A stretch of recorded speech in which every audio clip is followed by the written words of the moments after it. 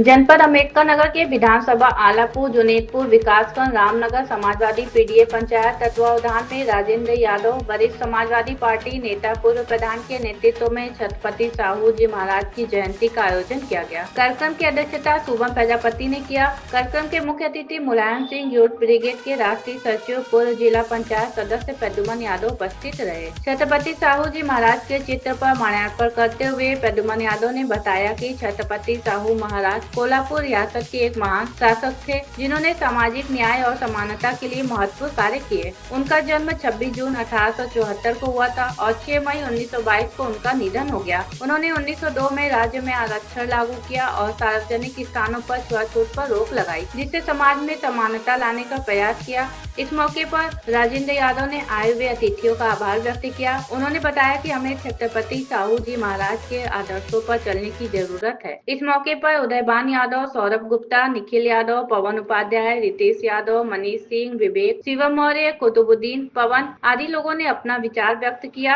अम्बेडकर नगर से अश्वनी यादव की रिपोर्ट। कुछ चंद मिनट में सुना, मैं आपको संक्षेप में बताना चाहता हूँ। समाजवादी पार्टी का एक विजन है पीडीए पंचायत, जो श्री अखिलेश यादव जी के नेतृत्व में चलाया जा रहा है। इस पीडीए पंचायत का मुख्य उद्देश्य है कि समाज के जो महापुरुष हुए, चाहे अम्बेडकर हो, चाहे ज्योतिराव फूले हो, चाहे सावित्रीबाई फूले हो, चाहे कबीर हो, चाहे लोहिया हो, चाहे अम्बेडकर हो, चाहे मानव काशीराम साहब हो, चाहे श्रद्धेय नेता मुलायम सिंह यादव हो, उनकी विचारधाराओं को युवाओं के बीच में जा करके जन जन तक पहुँचाने का मेन मूवमेंट हम लोगों का है। अब मैं बात करूंगा, 19वीं सदी की शुरुआत हो चुकी थी। उसी सदी में एक ऐसे राजा ने जन्म लिया जिन्होंने ये महसूस किया कि समाज में समता, समानता और बराबरी की बात होनी चाहिए। उसी के दौर में छत्रपति साहू जी महाराज का उदय होता है, जो कोल्हापुर स्टेट के राजा हुआ करते थे।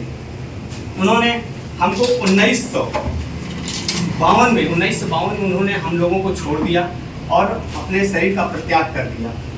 ऐसी परिस्थिति में सबसे बड़ी खुशी की बात यह है कि 1902 में उन्होंने सबसे पहले आरक्षण लागू किया अपने राज्य में, जिससे समानता और समता की बात हो सकी।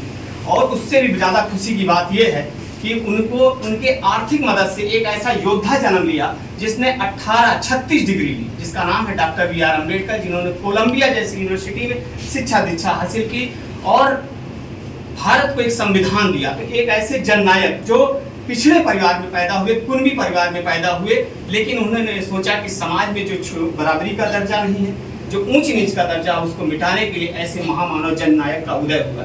आज हम पिछड़े क्यों हैं, आज हम पीछे क्यों हैं? क्योंकि हमारे लोग अपने महापुरुषों का इतिहास नहीं जानते। इसीलिए हम आपके बीच में आए हैं कि आप अपने इतिहास को जानो।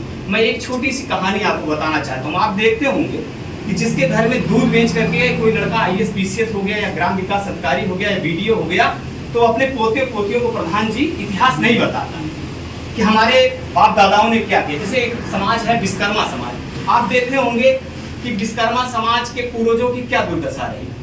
वो इतना बढ़िया कलाकार है, वो अपने कला के, अपने हुनर से बढ़िया बढ़िया सुग्गा बनाता है, सुग्गी बनाता है, पीढ़ा बनाता है, तख्ता, बेड, सोफा सेट तराश सकता है, लेकिन उसे इंजीनियरिंग का दर्जा नहीं दिया गया। एक कुम्हार है, चाहे प्रजापति जिसे आप कहते हैं, जिसकी अध्यक्षता शुभम जी कर रहे हैं, वो मट्टी को रौंदता है।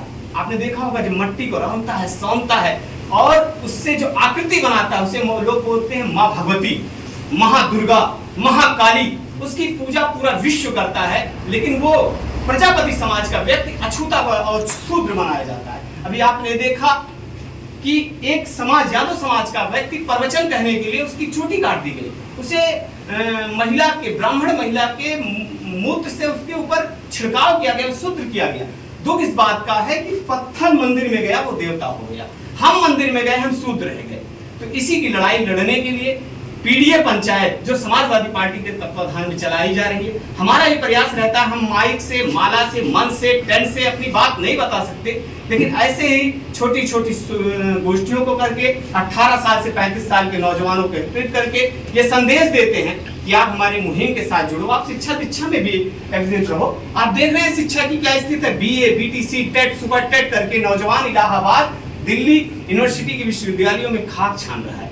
तो आज आप लोगों को संकल्पित होकर के शिक्षा के साथ साथ राजनीतिक समीकरण में भी एक ऐसे सोच पे काम करना होगा कि ये 5 किलो राशन का जहर लोगों के दिलो दिमाग से निकल जाए और आपको एक संयुक्त, एक स्वच्छ सरकार पे काम करने की जरूरत है और अपने भविष्य के प्रति अग्रसित होने की जरूरत है। और मैं आपसे आशा विश्वास करूंगा कि महामानव साहू जी महाराज जिन्होंने प्रेरणा ली थी ज्योतिराव फूले से, उनकी ज्योतिराव फूले की पत्नी सावित्रीबाई फूले तो प्रथम शिक्षिका महिला थी प्रधान जी। जब मैं पुणे गया महाराष्ट्र, तो पुणे महाराष्ट्र में मैंने उनका पहला जो विद्यालय उन्होंने निर्मित किया था, तो मेरी दिली इच्छा हुई कि मैं उस विद्यालय को देखूं।